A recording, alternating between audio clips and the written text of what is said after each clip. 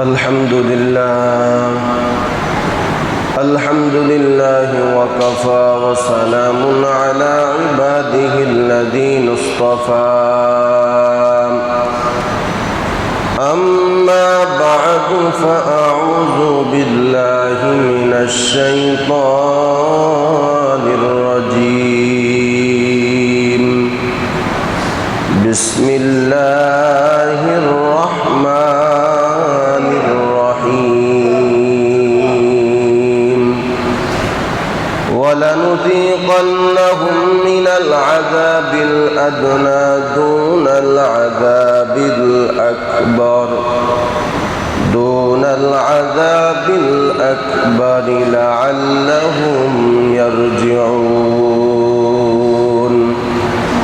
آمنت بالله صدق الله مولانا العظيم وقال صاحب القرآن رسول الله صلى الله عليه وآله وسلم الدنيا سجن المؤمن وجنة الكافر أو كما قال النبي عليه الصلاة والسلام صدق الله مولانا العظيم وصدق رسوله النبي الأمي الكريم ونحن على ذلك لمن الشاهدين والشاكرين والذاكرين والحمد لله رب العالمين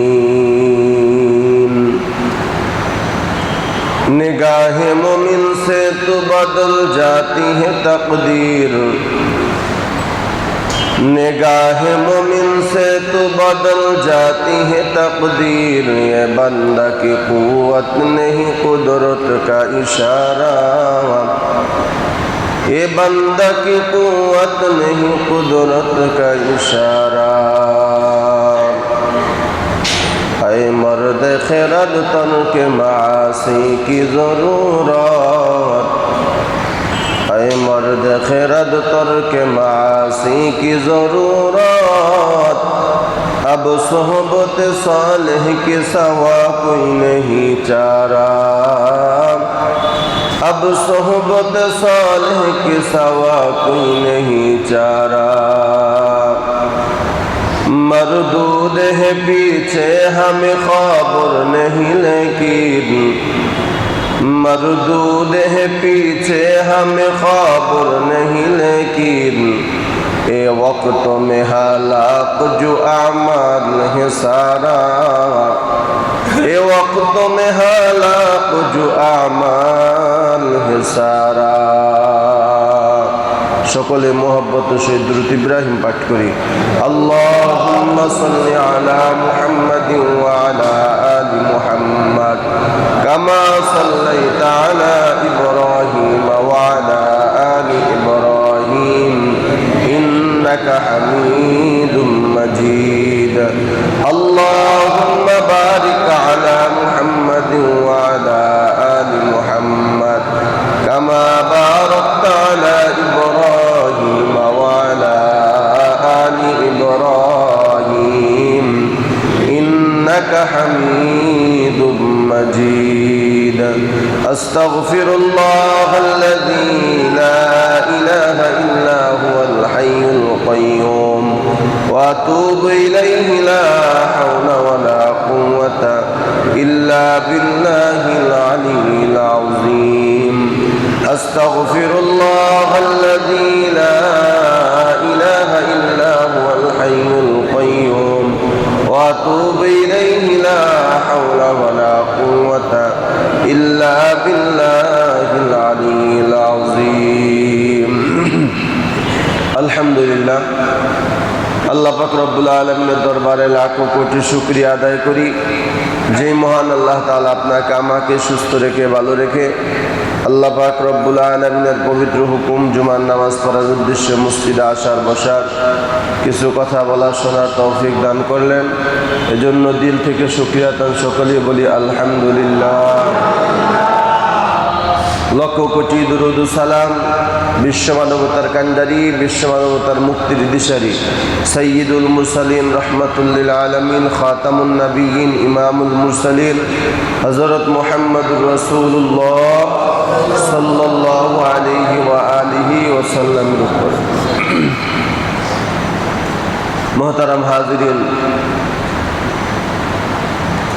আমাদের কাছে সবসময় একটা প্রশ্ন মাথায় থাকে, সেটা হলো অনেকেই বলেও থাকে দুনিয়াতে মুসলমান যারা আছে তারা আল্লাহর হুকুম পালন করে বেশি, নবীর তরিকা মতে চলার চেষ্টাও করে বেশি, কিন্তু পক্ষান্তরে দেখা যায় মুসলমানের চাইতে বেঈমান কাফেরেরা সুখে শান্তিতে থাকেও বেশি। ঠিক বললাম না? ঠিক বললাম? এটা সবারই একটা প্রশ্ন, কেন আমরা আল্লাহর হুকুম পালন করি, নবীর তরিকা মতো চলি, তো আমাদের তো সুখ শান্তি বেশি আল্লাহ তাআলার দেওয়ার কথা, কিন্তু আমাদেরকে না দিয়া পৃথিবীর বেঈমানেরা সুখ শান্তি বেশি পায়। আপনি যদি জরিপ করে দেখেন পৃথিবীর ভিতরে সবচেয়ে বড় ধনী বেঈমান। ঠিক বললাম না? ঠিক বললাম? জরিপ করে দেখেন পৃথিবীর শ্রেষ্ঠ সুন্দরী, নিকৃষ্ট সুন্দরী যদি দেখেন দুনিয়ার ভিতরে তালাশ করে, এই বেঈমানের সন্তান। যত আরাম আয়েশ সবচেয়ে বেশি উপভোগ করতেছে বেঈমানরা। এটা কেন? মুসলমানদেরকে আল্লাহ তাআলা সুখ শান্তি বেশি না দিয়া বেঈমানদেরকে কেন দেন? কঠিন একটা প্রশ্ন, আর আজকে এই বিষয়ে আলোচনা রাখবো ইনশাআল্লাহ।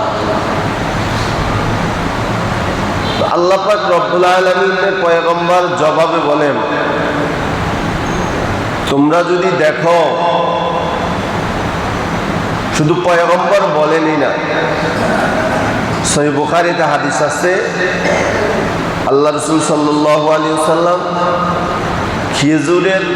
খেজুর গাছের রশির পাকানো একটা চাতার উপরে শুয়ে আছে। হযরত ওমর ইবনুল খাত্তাব রাদিয়াল্লাহু তাআলা আনহু পয়গম্বরকে এসে প্রশ্ন করলেন। আমি যে প্রশ্নটা করছি এই প্রশ্নটা পয়গম্বরকে হযরত ওমর রাদিয়াল্লাহু তাআলা করলেন। ওমর রাদিয়াল্লাহু তাআলা বললেন, ইয়া রাসূলুল্লাহ, ইয়া হাবিবাল্লাহ, আমরা আল্লাহর হুকুম পালন করি বেশি। আপনি দেখলেন এটা পুরুষ দেওয়া, ওইটা গেটটা খুলতে গেলে কেন এখন লাগাইতে পারে না? মসজিদ আসলে চারিদিকে খেয়াল রাখতে হবে, লাল পুরুষ চিহ্ন লেখা, কি লেখা এগুলা দেখতে হবে, এটাও একটা আদব। যাই হোক, তো ওমর রাদিয়াল্লাহু তাআলা আনহু আল্লাহর নবীকে জিজ্ঞাসা করলেন, হুজুর, আমরা আল্লাহর হুকুম পালন করি বেশি, আপনার তরিকা মতে চলতেছি, তারপরও আমরা তেমন কোনো সুখ শান্তি পাই না, পারস্যের বেঈমানেরা যে পরিমাণ সুখ শান্তিটা আছে, এর কারণটা কি? খুব কঠিন গুরুত্বপূর্ণ বয়ান, খুব খেয়াল করেন। আল্লাহ রাসূল সাল্লাল্লাহু আলাইহি ওয়াসাল্লাম চারটা উত্তর দিলেন। কয়টা উত্তর দিলেন? এই চারটা উত্তর যদি মনে রাখতে পারেন, আপনার আমার জন্য জীবনের একটা পাথেয় হবে। এক নম্বরে জবাব দিলেন পয়গম্বর, হে ওমর, দুনিয়াতে বেঈমানেরা সুখ শান্তি বেশি পায়, মুসলমানরা সুখ শান্তি কম পায় কেন? তার এক নম্বর জবাব হলো, আল্লাহ পাক রব্বুল আলামিন মৃত্যুর পরে মুসলমানদেরকে যে জান্নাত আল্লাহ তাআলা দিবেন, সেই জান্নাত পাওয়ার জন্য যেই পরিমাণ মুজাহাদার কষ্ট করা স্বেচ্ছায় দরকার, এটা মুসলমান করে না। এজন্য আমি আল্লাহ বিপদ আপদ দুঃখের আইগা তার মুজাহাদা এবং তাদের দিয়ে আমি আল্লাহ নিজে কষ্ট করাই। যেরকম সুবহানাল্লাহ। বিষয়টা বুঝাইতে পারছি? আবার বলি, মুসলমান মৃত্যুর পরে জান্নাত পাওয়ার জন্য আল্লাহ তাআলা চিরস্থায়ী সুখের ঠিকানা জান্নাতটা যে আল্লাহ তাআলা আমাকে দিবেন, আমাদেরকে দিবেন, এই জান্নাতটা পাওয়ার জন্য যেই পরিমাণ মুজাহাদা, যেই পরিমাণ কষ্ট, যেই পরিমাণ দুঃখ সহ্য করা দরকার, এটা স্বেচ্ছায় কোনো মুসলমান করতে চায় না।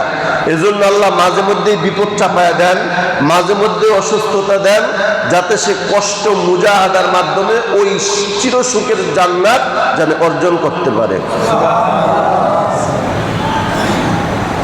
এই এক নম্বর ব্যাখ্যা। কি ব্যাখ্যা? হলো আল্লাহ রাব্বুল আলামিন বলেন, মুসলমানরা মৃত্যুর পরে চির সুখের ঠিকানা পাবে জান্নাত, বেঈমানরা মৃত্যুর পরে চির শাস্তির ঠিকানা পাবে জাহান্নাম।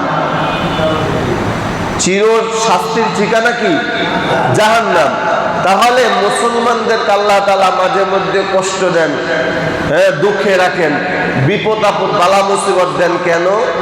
এক নম্বর জবাব হলো, যে জান্নাত আল্লাহ তাআলা আপনাকে আমাকে দিবেন, ওই জান্নাতটা পাওয়ার জন্য যেই পরিমাণ মুজাহাদা, যেই পরিমাণ মুশাহাদা করা দরকার, এটা আমরা ইচ্ছাকৃতভাবে কেউ করতে চাইনি, আল্লাহ বিপদ দিয়ে তারপরে করান। সুবহানাল্লাহ বলেন। একটা উদাহরণ দিলে আরো পরিষ্কারভাবে বুঝতে পারবেন। আমি চাই আমার আলোচনা আপনারা বুঝতে হবে, বুঝায়া খাওয়ায়া দেব ইনশাআল্লাহ। উদাহরণ দিলে বুঝতে পারবেন। যেমন কোন মানুষ যখন বিপদে পড়ে আমাদের কাছে আসে, হুজুর আমার বাবা অনেক অসুস্থ, কি করা যায়? এই অসুস্থতা যদি আল্লাহ তাআলা তার বাবাকে না দিত, সে কি আমার কাছে আসতো? এই খুব খেয়াল করেন কথাটা, চমৎকার একটা কথা বলতেছি। আপনার বাবা যদি অসুস্থ না হইতো, আপনি কি আমার কাছে আসতেন? আসতেন না। তাহলে আপনি যখন আমার কাছে আসলেন, হুজুর আমার বাবা অনেক অসুস্থ, একটু কি করা যায়? তখন আমি বলি, একটা কাজ করেন, দোয়া ইউনুসের খতম উঠান। দোয়া ইউনুসের খতম উঠান মানে ১৬ লক্ষবার দোয়া ইউনুস পড়েন। তার মানে বোঝা গেল, আপনার বাবা অসুস্থ না হলে আপনি আমার কাছেও আসতেন না, আর অসুস্থতা আল্লাহ তাআলা না দিলে ১৬ লক্ষবার আপনি দোয়া ইউনুসও পড়তেন না। তার মানে দোয়া ইউনুস পড়ার দ্বারা যেই পরিমাণ সওয়াব হয়েছে, মুজাহাদা কষ্ট হয়েছে, এটা আপনি স্বেচ্ছায় করেন নাই, আল্লাহ বিপদ দিছে, আপনার বাবার অসুস্থতা দিছে, এই কারণেই আপনি দোয়া ইউনুস খতম করছেন। কথা ঠিক বললাম না? ঠিক বললাম। তাহলে বোঝা গেল, মানুষকে বিপদ দিয়ে আল্লাহ তাআলা ইচ্ছায় কেউ এমন কিছু ইবাদত আছে যা করতে চায় না, আল্লাহ বিপদের মাধ্যমে করায়। সুবহানাল্লাহ বলেন সবাই। তাহলে এখান থেকে আরেকটা জিনিস পরিষ্কার হলো, মুসলমানের বালা মুসিবত যদি আল্লাহ তাআলা দেন, এটা একমাত্র আল্লাহ তাআলার পক্ষ থেকে কল্যাণ এবং ভালো। জোরে জোরে কোন সুবহানাল্লাহ। বুঝতে পারছেন ব্যাপারটা? তাহলে এক নম্বরে বেঈমানেরা দুনিয়াতে অশান্তিতে কাটায়, শান্তি পায় বেশি কেন? সুখে শান্তিতে থাকে কেন? মুসলমানরা দুনিয়াতে সুখ শান্তি কম পায় কেন? এক নম্বর জবাব হলো, যেই জান্নাত আল্লাহ তাআলা আপনাকে আমাকে দান করবেন, ওই জান্নাত অর্জন করার জন্য যেই পরিমাণ মুজাহাদা, যেই পরিমাণ ইবাদত, যেই পরিমাণ আমল স্বেচ্ছায় করা দরকার, এটা আমরা করতে পারি না। এই কারণে আল্লাহ বিপদ আপদ বালা মুসিবত দিয়ে আমাদের কাছ থেকে আল্লাহ করায় আর নেয়। সুবহানাল্লাহ বলেন। কথাটা ক্লিয়ার? এবার আসেন, বেঈমানদেরকে আল্লাহ তাআলা সুখে শান্তিতে রাখেন কেন? একটা তো বেঈমান, মুসলমানদেরকে আল্লাহ বিপদ আপদ দেন কেন, এটা জবাব দিলাম। এখন বেঈমানদের দুনিয়াতে আল্লাহ সুখ শান্তি দেয় কেন, এটা জানার দরকার আছে না নাই? পয়গম্বর বলেন যে দুনিয়াতে মুসলমানরাও ভালো কাজ করে, কিছু বেঈমানরাও ভালো কাজ করে, আছে না নাই? যেমন জনসেবা, এটা ভালো কাজ। জনসেবা কি করা? এই কথা বলে না কেন? জনসেবা ভালো কাজ না, না খারাপ কাজ? ভালো কাজ। মানুষের জনগণের আপনি সাহায্য সহযোগিতা করে, এটা খারাপ কাজ না ভালো কাজ? ভালো কাজ। জনসেবা ভালো কাজ। এখন এই জনসেবার কথার কথা, প্রধানমন্ত্রী যদি একজন বেঈমান হয়, বাংলাদেশের এমপি যদি কোনো বেঈমান হয়, বাংলাদেশের মন্ত্রী যদি কোনো বেঈমান হয়, তাহলে কিছু না কিছু তো কোনো মানুষের উপকার হয় কি হয় না? এ কথা বলে না, কি হয় না? একটা বেঈমান এমপি হয়ে যদি আপনাদের কামরাঙ্গীরচর একটা ব্রিজ করে দেয়, এটা আপনাদের উপকার হয় না? তাহলে এরকম আপনি বাংলাদেশের ভিতরে তালাশ করলে দেখবেন অনেক বেঈমান আছে এমপি, অনেক বেঈমান আছে মন্ত্রী, বা এখন নাই, পূর্বে ছিল। কথাটা খেয়াল করেন। যেমন কিছু নাস্তিক আছে, যেমন শাহরিয়ার কবির, মুরগিছড়া শাহরিয়ার কবির আছে, রাশেদ খান মেনন ছিল, পূর্বের কথা বলতেছি। এরা কিন্তু বেঈমান নাস্তিক, কিন্তু এরা যেই এলাকার এমপি বলেন, মন্ত্রী বলেন, এদের দ্বারা তো কিছু মানুষের উপকার হয়েছে না? কথা বলেন, এখানে উপকার হয়েছে না? এই যে বেঈমান হয়ে যে মানুষের উপকার করলো, বেঈমান হয়ে যে একটা ভালো একটা পরামর্শ দিল, এই পরামর্শের ফলাফল, এই ভালো কাজের ফলাফল আল্লাহ তাআলা তাদেরকে দুনিয়ায় দেয়া দেন। দেওয়ার মাধ্যম কি? মুসলমানের চাইতে তাদেরকে আল্লাহ সুখ শান্তি বেশি দেন। বুঝতে পারছেন কথাটা? মুসলমানদের চাইতে সুখ শান্তি বেশি দেন বেঈমানদের। তার কারণ হলো দুনিয়াতে বেঈমানরা যে ভালো কাজগুলো করে, এই ভালো কাজের ফলাফল আল্লাহ দুনিয়াতেই বেঈমানদেরকে দিয়ে দেন। মরণের পরে তাদের জন্য কোনো ভালো ফলাফল, জোরে বলতে হবে, ভালো ফলাফল নাই। এই জন্য এক নম্বর কারণ হলো আল্লাহ তাআলা দুনিয়াতে বেঈমানদেরকে সুখ শান্তি দেওয়ার এক নম্বর কারণ হলো দুনিয়াতে যে সমস্ত বেঈমানেরা ভালো কাজ করে, মানুষের জনসেবা করে, সাহায্য সহযোগিতা করে, বিভিন্ন কাজের অংশগ্রহণ করে, এই ভালো কাজের জন্যই আল্লাহ তাআলা তাদেরকে দুনিয়াতে শান্তি দিয়ে তাদেরকে পুরস্কার শেষ করে দেন। আর মুসলমানদেরকে দুঃখ, কষ্ট, বিপদ আপদ, বালা মুসিবত তার কারণ হলো মরণের পরে মুসলমানদেরকে আল্লাহ তাআলা যে জান্নাত দিবে, এই জান্নাত মুসলমান ইচ্ছা করে এই ইবাদত করতে পারবে না। বিপদ আপদ, বালা মুসিবত দিয়ে আল্লাহ তাআলা বান্দার থেকে করায় নেন। জোরে কোন সুবহানাল্লাহ। এক নম্বর জবাব। দুই নম্বর জবাব, মুসলমানের চাইতে বেঈমানেরা সুখে শান্তিতে থাকে কেন? মুসলমান কেন দুঃখে কষ্টে, বিপদ আপদ, বালা মুসিবত মুসলমানদের কেন? দুই নম্বর জবাব হলো, পয়গম্বর বলেন মুসলমানদের বালা মুসিবত বেশি দেওয়ার দুই নম্বর কারণ হলো আল্লাহ রাব্বুল আলামিনের পয়গম্বর বলেন, সহিহ বুখারীতে আছে, কোন মুসলমান হাঁটতে গিয়া উষ্টা খায়াও যদি একটা ব্যথা পায়, বড় কোনো বালা মুসিবতের কথা বলতেছি, সামান্য একটা মুসিবতের কথা বলতেছি, কেউ যদি অন্ধকারে হাঁটতে গিয়া উষ্টা খায়াও পায়ের ভিতরে ব্যথা পায়, এই ব্যথাটা পাওয়ার কারণে আল্লাহ তাআলা তার একটা সগীরা গুনাহ মাফ করে দেন। সুবহানাল্লাহর আওয়াজ একটু জোরে দেন। এটা কত বড় পুরস্কার জানেন? এটা কত বড় পুরস্কার জানেন? এমনও কিছুই বুখারীতে আছে, কোন মানুষ যদি মৃত্যুর 40 দিন আগ পর্যন্ত বিছানায় পড়ে থাকে, অসুস্থতার কারণে ইবাদত, নামাজ, রোজা কিচ্ছু করতে পারে না, আল্লাহ তাআলা তার কাছে 40 দিনের হিসাব আল্লাহ নিবেন না। অন্য হাদিসের ভিতরে পয়গম্বর বলেন, কোন বান্দা যদি অসুস্থতার কারণে দুনিয়া থেকে মৃত্যুবরণ করে, মনে করেন প্যারালাইসিস রোগী হযরত দুনিয়া থেকে মৃত্যুবরণ করে, আল্লাহ রাব্বুল আলামিন খুশি হইয়া ওই বান্দাকে মরণের পরে আল্লাহ তাআলা সুখের ঠিকানা জান্নাত আমার আল্লাহ দান করে দেন। দুনিয়াতে অসুস্থতা দেওয়ার একমাত্র কারণ হলো আল্লাহ রাব্বুল আলামিন আপনি যে পিছনের পাপ করছেন, এই পাপগুলোকে আল্লাহ তাআলা মোচন করার জন্য, মাফ করার জন্য আল্লাহ তাআলা আপনাকে অসুস্থতা দেয়। জোরে কোন সুবহানাল্লাহ। এই জন্য আল্লাহ পাক রব্বুল আলামিন কোরআনে কারীমের ভিতরে বলেন, ওয়ালা নাবলুওয়ান্নাকুম বিশাইইন মিনাল খাউফি ওয়াল জু' ওয়া নাকসিম মিনাল আমওয়ালি ওয়াল আনফুসি ওয়াস সামারাত ওয়া বাশশিরিস সাবিরিন।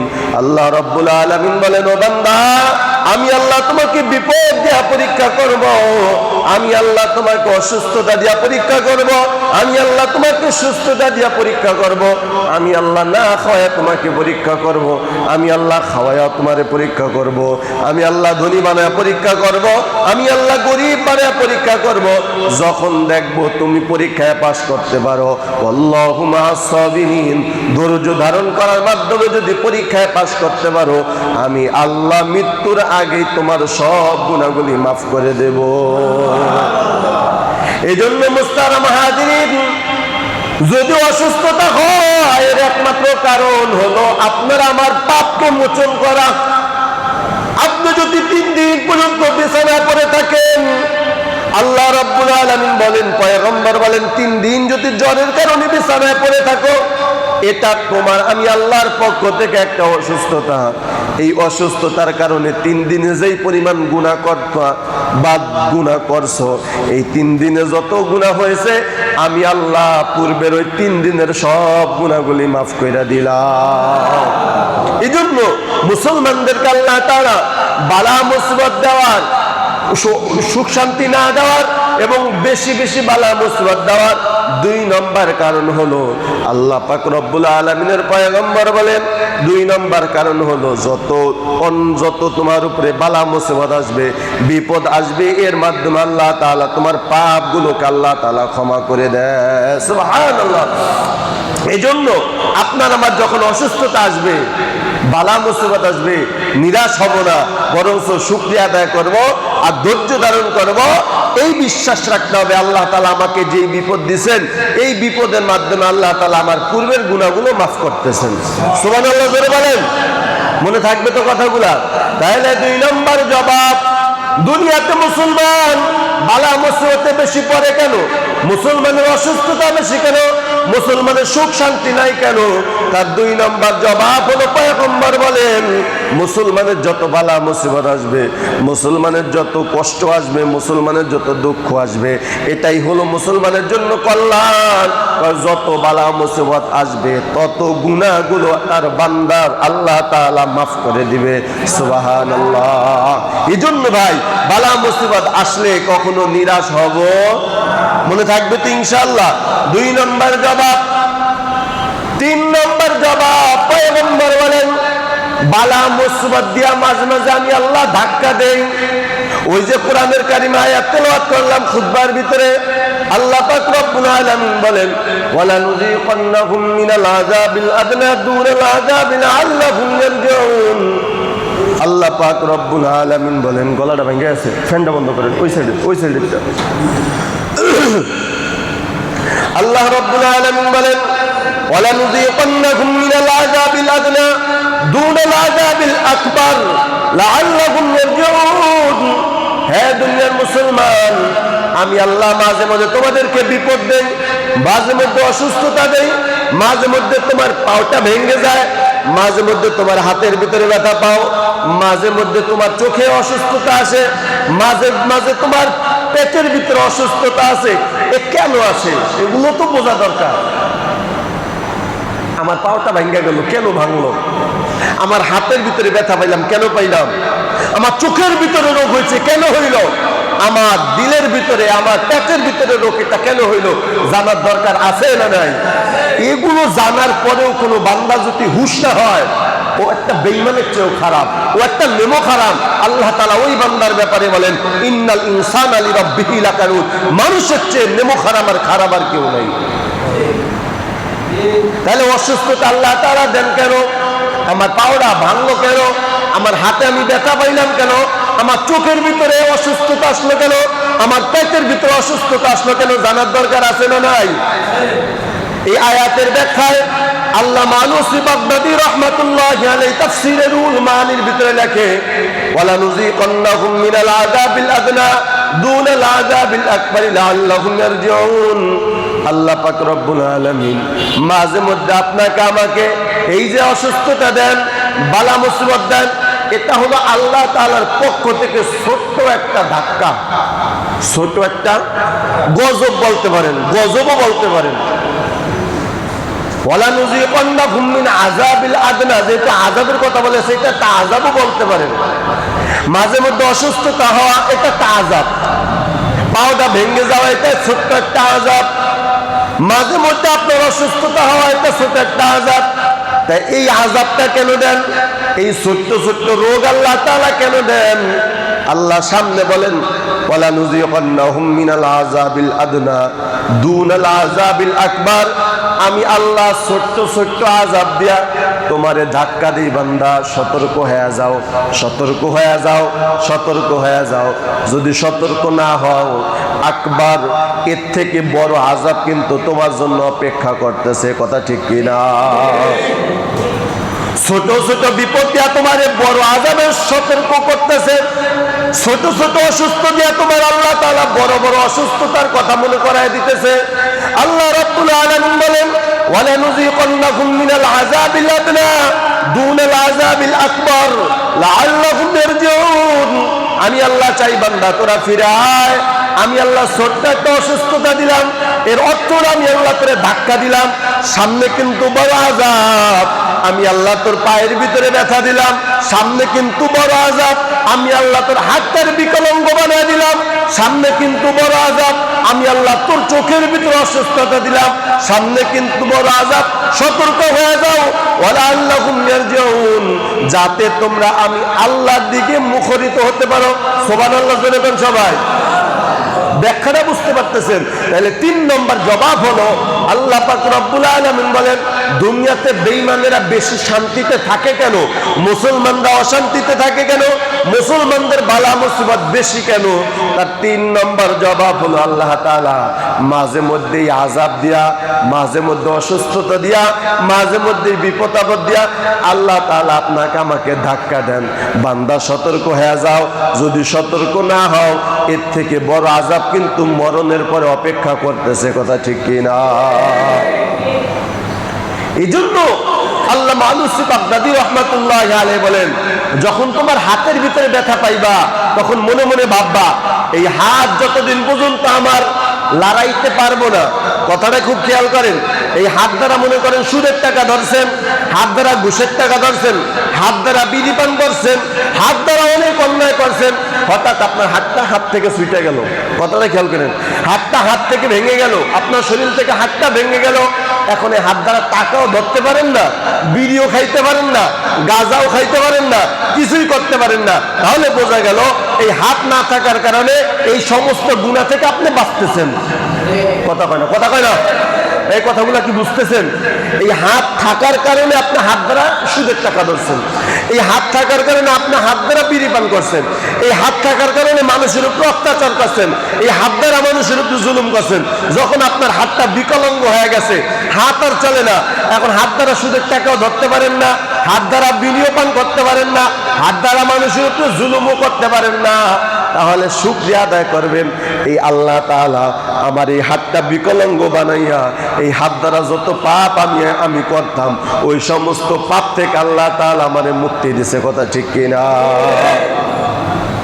খুব কঠিন।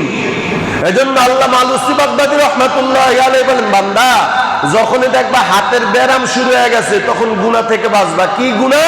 হাতের দ্বারা যত গুনাহ করতা হাতের গুনাহ থেকে বাঁচার চেষ্টা করবা, এটাই তোমার জন্য সতর্ক। ওয়ালা আল্লাহুম ইয়ারজুন, আমি আল্লাহ তোর হাতের ভিতরে সামান্য আঘাত দিয়া তুমি পেরাক মারতে গিয়া পেরাকের উপরে হাতুড়ের বাড়ি না লেগে লাগছে হাতের উপরে, বুঝবা আল্লাহ তাআলার পক্ষ থেকে একটা ধাক্কা আমাকে দেওয়া হয়েছে। হাঁটতে গিয়া রাস্তার ভিতরে উষ্টা খায় আপনি এটা পায়ে ব্যথা পাইছো, পায় না অনেকে ব্যথা, পায়ে ব্যথা পাইছো, তখন আল্লামা আলুসি বাগদাদী রাহমাতুল্লাহি আলাইহি বলেন ব্যথাটা কেন পাইলা? ওই যে দুনাল আযাব, এটা ছোট্ট একটা আযাব আমি আল্লাহ তাআলার পক্ষ থেকে এই যে পায়ের ভিতরে ব্যথাটা পাইলা, তখন সরাসরি আল্লাহ তাআলার দিকে ফিরে যাইবা, বুঝবা আল্লাহ তাআলা আমাকে সামান্য উষ্টার মাধ্যমে আঘাত দিয়া আমার আল্লাহ সতর্ক কইরা দিছেন এই পাও দ্বারা যে আমি অন্যায় করতেছি, এই পাও দ্বারা যদি আমি আরো অন্যায় করি তাহলে এর থেকে বড় আযাব আমার পার উপরে আসবে। আল্লাহ তাআলা সতর্ক করতেছেন। জোরে কোন সুবহানাল্লাহ। বান্দাকে আল্লাহ তাআলা কি পরিমাণ ভালোবাসেন এই আয়াতের দ্বারাই আল্লামা আলুসি বাগদাদী রাহমাতুল্লাহি আলাইহি বলেন, বান্দা হাতের ভিতরে যখন ব্যথা পাইবা তখন এই হাত দ্বারা যত অন্যায় করো সব গুনাহগুলো ছেড়ে দিবা, আল্লাহ তাআলার দিকে মুখরিত হয়ে যাইবা। পাও ভিতরে যখন ব্যথা পাইবা তখন মনে মনে ভাববা আমি পায়ের ভিতরে ব্যথাই কারণে পাইলাম, মনে হয় আমি পাও দ্বারা কোনো অন্যায় করেছি, মনে হয় পাও দ্বারা আমি কাউকে লাথি মারছি, মনে হয় আমি পাও দ্বারা কাউকে আঘাত করছি, মনে হয় আমি পাওটা আমার অন্যায় কাজে ব্যয় করেছি। এই কারণে আল্লাহ তাআলা আমাকে সামান্য পায়ের ব্যথা দিয়ে আমারে সতর্ক করতেছে, ও বান্দা সতর্ক হয়ে যাও, সামনে কিন্তু বড় আযাবের জন্য অপেক্ষা করতেছে, সাবধান। পায়ের ব্যথা দিয়া আমি আল্লাহ ছোট্ট একটা আযাব দিয়া তোরে বড় আযাবের সতর্ক করতেছি। যাদের চোখের ভিতরে ব্যারাম হয়, ব্যারাম হওয়ার যত কারণ হয়েছে এর ভিতরে 1 নম্বর কারণ হলো বেগানার দিকে নজর দেওয়া। বেগানার দিকে নজর দিলে চোখের ভিতরে সমস্যা হয়, বেগানার দিকে নজর দিলে চোখের ভিতরে সমস্যা হয়, চোখের ব্যারাম হয়, চোখের অসুস্থতা বাড়ে। আল্লাহ তাআলা যখন চোখের অসুস্থতা দেন তখনই মনে মনে ভাইবা নিবা আমার চোখটা তো আল্লাহ তাআলার দেওয়া একটা রহমত, একটা পবিত্র জিনিস। এই পবিত্র জিনিসকে যখন আমি আল্লাহ নাপাক কইরা ফেলাই, তখনই আল্লাহ তাআলার পক্ষ থেকে ছোট্ট একটা আযাব দিয়ে আল্লাহ আমারে সতর্ক করতেছে, এ বান্দা সতর্ক হয়ে যা, সতর্ক হয়ে যা। অন্যায় করছো চোখের দ্বারা, চোখের উপরে আঘাত আসছে, তবে এখনো যদি সতর্ক না হয়, মরণের পরে আমি আল্লাহ কবরের ভিতরে এই চোখের ভিতরে কিন্তু গরম সীসা ঢেলে ঢেলে আমি আল্লাহ তোকে শাস্তি দিব। সতর্ক হয়ে যাও। ওই বড় আযাবের জন্য আল্লাহ তাআলা ছোট্ট আযাব দিয়ে সতর্ক করে। জোরে জোরে কন্যা সুবহানাল্লাহ। কথাগুলো মনে থাকবে তো ইনশাআল্লাহ?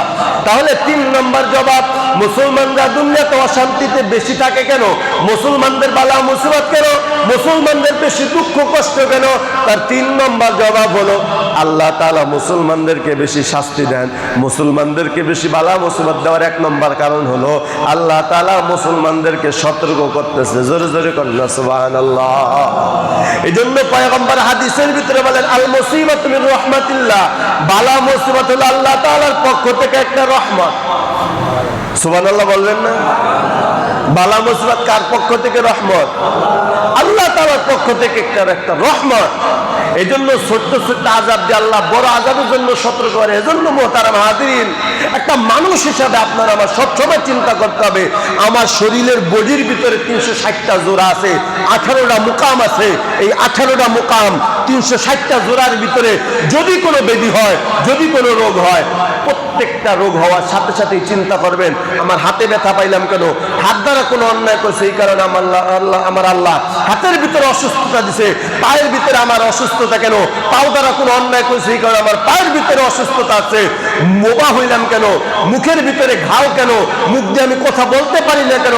তার জবাব হলো আমি মুখটা খারাপ কাজে ব্যবহার করছি, এই কারণে আল্লাহ মুখের ভিতরে অসুস্থতা দিছে। চোখ আমার খারাপ হয়ে গেল কেন? ভালো চোখ নষ্ট হয়ে গেল কেন? আমি চোখ দ্বারা অন্যায় করেছি, এই কারণে আল্লাহ তাআলা আমাকে সতর্ক করছেন। মনে থাকবে তো ইনশাআল্লাহ? পেটের ভিতরে রোগ কেন? আলসা হয়, পেটের ভিতরে বেদনা হয়, এর কারণ কি? ইমাম বুখারী রাহমাতুল্লাহি আলাইহি, ইবনে হাজার আসকালানী রাহমাতুল্লাহি আলাইহি ব্যাখ্যা দিয়া বলেন, এই যে পেটের ভিতরে রোগ হয়, তার জবাব হলো এই পেটের ভিতরে একটা কলব আছে। কলব, গোশতের টুকরা আয়নার মতো পরিষ্কার। এই গোশতের টুকরাটা যার ভালো হয়ে যায়, ওই মানুষটা একটা ফেরেশতার চেয়ে ভালো হয়ে যায়। সুবহানাল্লাহ বলেন। এই গোশতের টুকরা আছে, বান্দুদের নিচে একটা গোশতের টুকরা আছে, যার নাম হলো কলব। বাংলায় বলা হয় অন্তর বা মন। আলাদা একটা টুকরা আছে। যেহেতু এটাও পেটের ভিতরে, রোগ ব্যারাম যদি হয় পেটের ভিতরে, আল্লাহ কয় এমন কিছু পেটের ভিতরে হারাম ঢুকাইছো, এই কারণে তোর কলব নষ্ট হয়ে গেছে, রোগে তোর আক্রান্ত করছে। কথা কয় না? কথা কয় না? হাতের রোগের খবর পাইলাম, চোখের রোগের খবর পাইলাম, এখন পেটের ভিতরে রোগ হয় কেন? পেটের ভিতরে গ্যাস্ট্রিক হবে কেন? পেটের ভিতরে আলসার হবে কেন? পেটের ভিতরে পাথর হবে কেন? তার জবাব হলো আল্লাহ তাআলা পয়গম্বর বলেন, পেটের ভিতরে এরকম হারাম কিছু ঢুকাইছো, এই কারণে আমি আল্লাহ রোগ দিয়া সতর্ক করলাম, সাবধান, সতর্ক হয়ে যাও। আমি আল্লাহ সতর্ক করলাম, পেটের ভিতরে যদি হারাম যায় তখন তোমার পেটের ভিতরে রোগ হবে। পেটের ভিতরে যদি হারাম যায়, পেটের ভিতরে আলসার হবে। পেটের ভিতরে যদি হারাম যায়, পেটের ভিতরে পাথর হবে।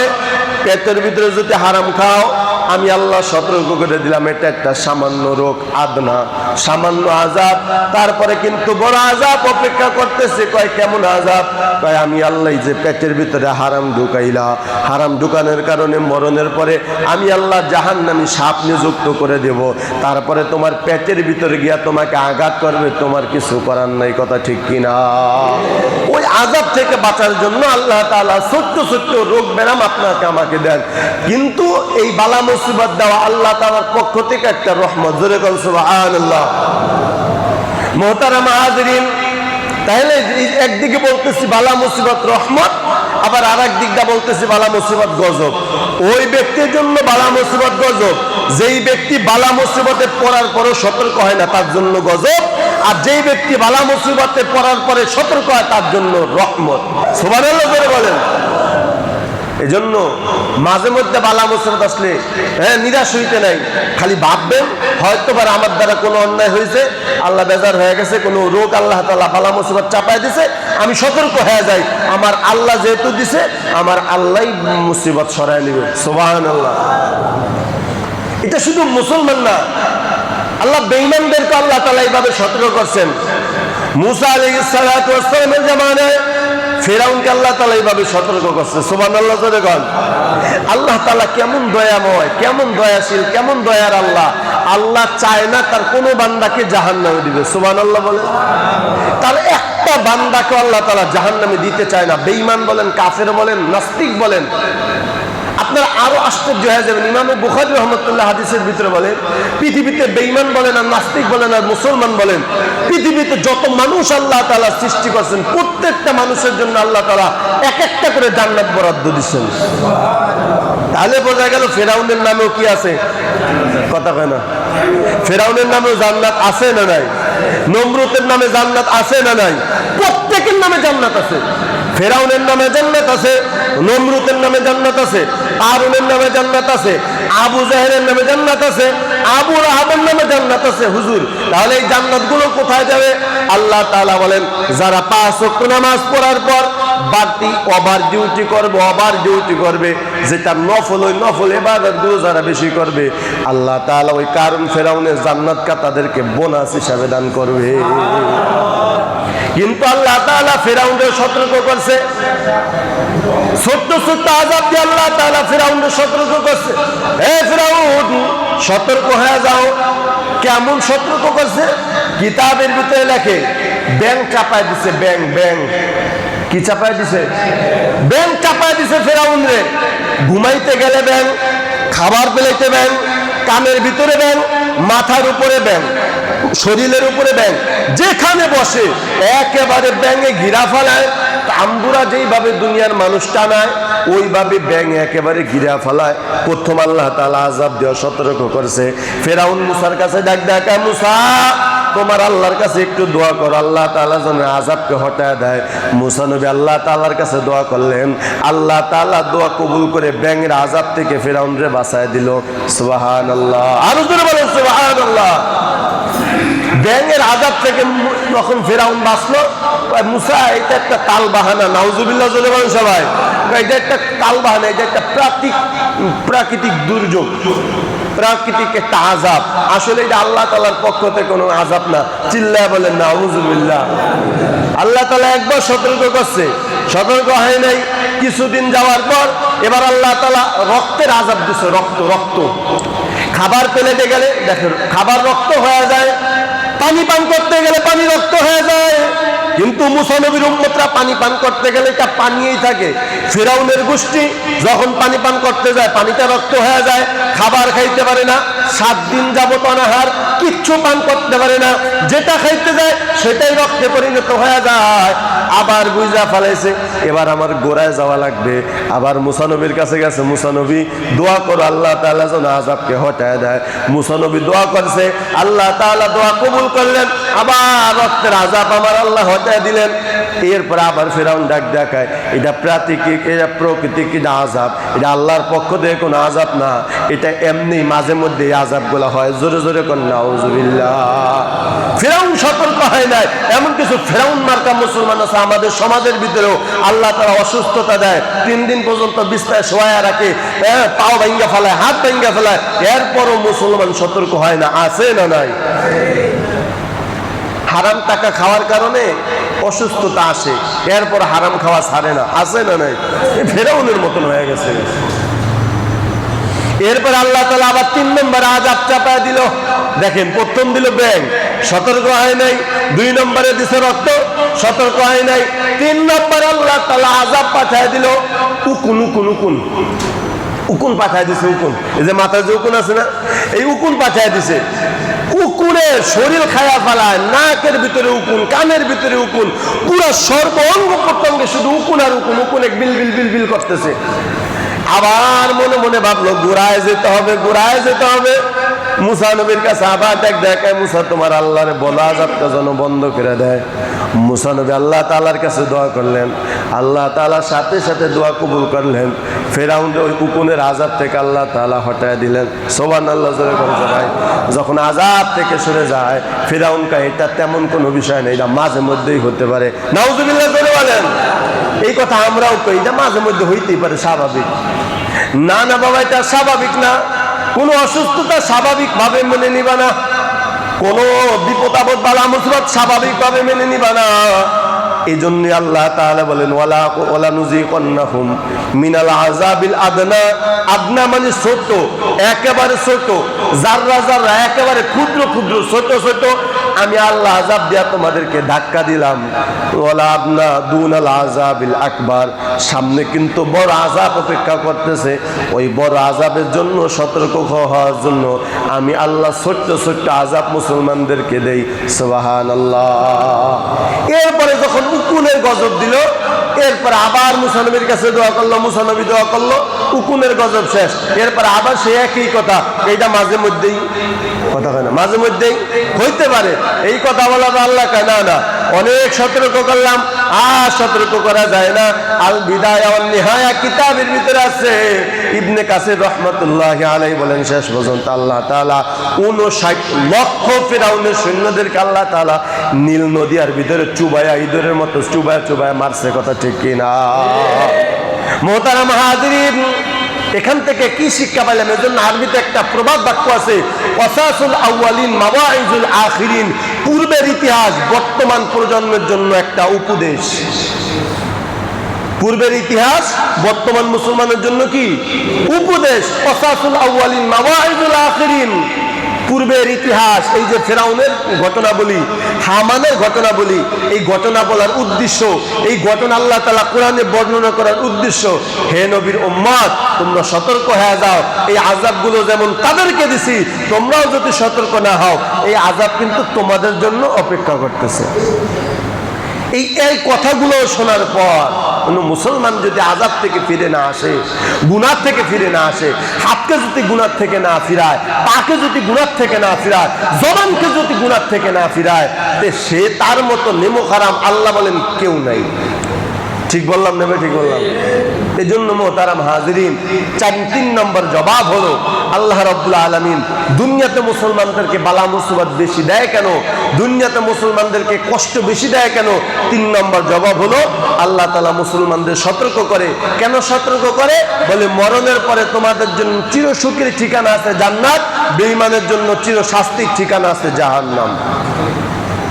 এজন্য মুহতারাম হাজিরিন, বিপদ আপদ বালা মুসিবত আসলে আমাদেরকে কি করতে হবে? ধৈর্য ধারণ করতে হবে। কি করতে হবে ভাই? জোরে বলেন সবাই, কি করতে হবে? ধৈর্য ধারণ করতে হবে। যদি ধৈর্য ধারণ করতে পারি, ওই পরীক্ষা আপনি আমি পাস। মরণের পরে আল্লাহ তাআলা আপনি বলেন আপনার আমার ঠিকানা হবে আল্লাহ তাআলা চির সুখের ঠিকানা জান্নাতুল ফেরদাউস। সবাই বলে সুবহানাল্লাহ। এটা হলো 3 নম্বর জবাব। 4 নম্বর জবাব কি? বলে 4 নম্বর জবাব হলো আল্লাহ পাক রব্বুল আলামিন বলেন, পয়গম্বর বলেন, এই যে বালা মুসিবত তোমাদের উপরে আসে, কষ্ট আসে, দুঃখ আসে, এটার দ্বারা আল্লাহ তাআলা তোমাদেরকে জান্নাত, যে যত বেশি কষ্ট করবে মরণের পরে তার মর্যাদাটা তত বেশি হবে। তাহলে বোঝা গেল মুসলমানের বিপদ আপদ বালা মুসিবত কল্যাণ, এবং সুস্থতাও কি কল্যাণ, অসুস্থতা এটাও কি কল্যাণ, ভালো। আর সুস্থ থাকা এটাও কি ভালো। এজন্য মুহতারাম হাজিরিন, আলোচনা এখানেই শেষ করলাম। আজকের আলোচনা থেকে কি সবক শিক্ষা করলাম? একটাই সবক শিক্ষা করলাম, আমার শরীরের ভিতরে 360টা জোড়া, 18টা মুকাম। আমার এই শরীরের কোনো একটা অঙ্গ প্রত্যঙ্গের ভিতরে যদি কোনো রোগ হয়, সাথে সাথে সতর্ক হয়ে যাইবেন। যে কোনো পাপের কারণে আমার মুখের ভিতরে, হয়তো আবার হারাম খাওয়ার কারণে আমার মুখের ভিতরে ঘাও হয়ে গেছে, হাতের ভিতরে কেন ব্যথা পাইলাম, হয় এই হাত দ্বারা কাউকে আঘাত করছি। আমার শরীরের ভিতরে কেন ব্যথা পাইলাম, পায়ের ভিতরে কেন ব্যথা পাইলাম, পেটের ভিতরে রোগ কেন, মনে হয় কোনো আমার এই অঙ্গ প্রত্যঙ্গে তার মানুষকে আঘাত করেছি, আল্লাহর নাফরমানি করেছি, নবীর তরিকার সাথে গাদ্দারি করেছি, এই কারণে আমার আযাব। এই মনে থাকবে তো কথাগুলো ইনশাআল্লাহ? মনে থাকবে তো ইনশাআল্লাহ? তাহলে সর্বশেষ কথা হলো, দুনিয়াতে মুসলমানরা বিপদ আপদ বালা মুসিবতে কেন তার 4টা জবাব দিলাম। 1 নম্বরে জবাব দিলাম, মুসলমানরা যে জান্নাত পাবে ওই জান্নাত কামাই করার জন্য যে কষ্ট এবং মুজাহাদা আমল করা দরকার, এটা মুসলমান ইচ্ছাকৃতভাবে করে না, আল্লাহ বালা মুসিবত দিয়া তারপরে বান্দার থেকে করায়া নেয়। জোরে জোরে কোন সুবহানাল্লাহ। 2 নম্বর জবাব হলো, যার যত বেশি পাপ হবে, যার যত বেশি অসুস্থতা আসবে, যে কয়েকদিন অসুস্থতায় ভুগবে, এই কয়েকদিনের গুনাহ আল্লাহ তাআলা তার মাফ করে দেন। সুবহানাল্লাহ জোরে কোন। 3 নম্বর জবাব হলো, দুনিয়াতে মুসলমান শান্তিতে থাকে না কেন, অশান্তি কেন, দুঃখ কেন, বালা মুসিবত মুসলমানের বেশি কেন, আল্লাহ তাআলা সতর্ক করান, মাঝে মধ্যে ধাক্কা দেন, ফিরে আয়, ফিরে আয়, জ্বর দিলাম, ফিরে আয়, অসুস্থতা দিলাম, আমি আল্লাহর দিকে ফিরে আয়। তোর গুনার কারণে তোর ছেলে সন্তান অসুস্থ, তোর পাপ টাকা তার মা তোর ছেলের পেটের ভিতরে ঢুকার কারণে তোর ছেলে অসুস্থ, তোর পাপের টাকা তোর মেয়ের পেটের ভিতরে যাওয়ার কারণে তোর মেয়ে অসুস্থ, তোর পাপের টাকা তোর স্ত্রীর পেটে যাওয়ার কারণে তোর স্ত্রী অসুস্থ। সতর্ক। আমার পাপের টাকা, আমার পাপের টাকা আমার মাকে খাওয়াচ্ছি, আমার পাপের টাকা আমার ছেলেকে খাওয়াচ্ছি, আমার মা, আমার পাপের টাকা আমার ছেলে সন্তানদেরকে খাওয়াইছি, কি দোষ আমার মা, কি দোষ আমার ছেলে মেয়ের? আমি নিজে একা পাপ করি, আমার পাপের টাকা আমি একা খাই, আমার ছেলে মেয়েদেরকে খাওয়ায় কেন তাদেরকে অসুস্থতা দিতেছি? এই বাবা দুনিয়ার থেকে না থাকাই ভালো। ঠিক বললাম না ভাই? ঠিক বললাম। এই জন্য এই সমস্ত আল্লাহ তাআলা ছোট্ট ছোট্ট আযাব দিয়া, ছোট্ট ছোট্ট বিপদ দিয়া বড় বিপদের জন্য সতর্ক করে। মনে থাকবে তো ইনশাআল্লাহ। 4 নম্বর জবাব হলো, বালা মুসিবত যার যত বেশি, তার মরণের পরে মর্যাদাটাও তত বেশি। সুবহানাল্লাহ। এই জন্য আল্লাহ তাআলা পয়গম্বরদেরকে বেশি বালা মুসিবত দিয়েছেন, আর পয়গম্বরদের মর্যাদাও আল্লাহ তাআলা তত বাড়ায় দিয়েছেন। সুবহানাল্লাহ। আপনারা ইতিহাস তালাশ করে দেখবেন, আমার নবীর থেকে বেশি বালা মুসিবতে পৃথিবীর ভিতরে কেউ পড়ে নাই। পড়ছে? কতক্ষণ না কেন পড়ছে? এই জন্য রাসূল পৃথিবীর ভিতরে সবচাইতে বালা মুসিবতের সম্মুখীন যেহেতু বেশি হয়েছে, এই কারণ আল্লাহ তাআলার নিকটও বেশি আমার নবী। সুবহানাল্লাহ যখন সবাই এই যে প্রমাণ দিতেছি, খেয়াল করেন, যার জীবনে যত বালা মুসিবত বেশি আর ধৈর্য ধারণ করে বেশি, তার মরণের পরে মর্যাদা বেশি। প্রমাণ আমার নবী। আমার নবীকে আল্লাহ তাআলা যেমন বালা মুসিবত বেশি দিয়েছেন, আমার নবী যেমন ধৈর্য ধারণ করছেন, আমার নবীর পরে, আল্লাহর পরে আমার নবীর সম্মান। ঠিক বললাম না? ঠিক বললাম। 2 নম্বর আমার নবীর পরে সবচেয়ে বেশি পরীক্ষা দিয়েছেন যে তিনি হলেন ইব্রাহিম খলিলুল্লাহ। সুবহানাল্লাহ জোরে বলেন সবাই। এই জন্য আল্লাহর পরে হইল নবী, নবীর পরেই হলো ইব্রাহিম খলিলুল্লাহ। সুবহানাল্লাহ। কারণ ইব্রাহিম নবী থাকে হইল 7ম আসমানে, এরপরে হইল মুসা নবীর সম্মান। এইভাবে আল্লাহ তাআলা যাকে যতটুকু কষ্ট দিয়েছেন, বালা মুসিবত দিয়েছেন, যে যেরকম ধৈর্য ধারণ করছে আল্লাহ তাআলা তাকে তত পরিমাণ মর্যাদা দিয়েছে। জোরে কোন সুবহানাল্লাহ। অতএব আল্লাহ তাআলা আমাদের সকলকে এই বালা মুসিবতে ধৈর্য ধারণ করে আল্লাহ তাআলা আমাদেরকে জিন্দেগি যাপন করার তৌফিক দান করে। সকলে বলে আমিন। যা সুন্নত মেনে চাই